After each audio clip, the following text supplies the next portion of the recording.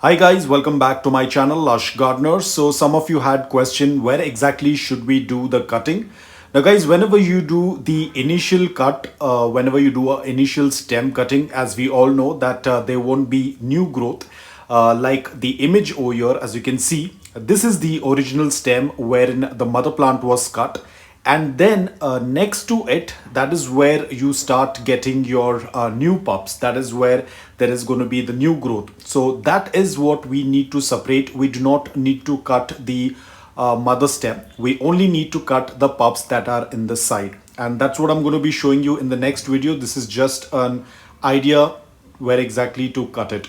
For example, over here, you can see this is the Sedum Adolphi. I have already done a couple of cuttings earlier. And let's take this stem for example. As you can see, there is this dark spot on the stem. That is the initial cutting that we had done. So there won't be new growth on that, but the growth is going to be next to it, as you can see. So when we are cutting, we do not need to cut this stem.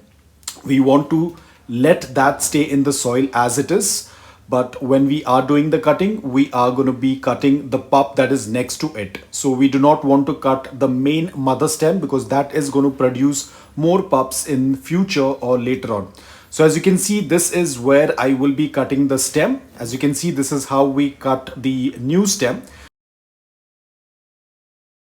So we leave the main original stem as it is. We do not do any cutting. We are going to leave it as it is, and in future this is where there will be some more new growth coming up. I will show you on the second one as well. As you can see, this is where the new stem is starting, and that's where we are going to cut. We will not cut the mother stem, because that is what is going to produce new pups for us. So guys, it's pretty simple. Just look out for the new stem, go ahead and cut the new stem, after which you will not water. You are going to keep it in a place where it doesn't come in contact with any moisture or water, and it has to be kept in indirect bright light until there are going to be new roots on your cuttings.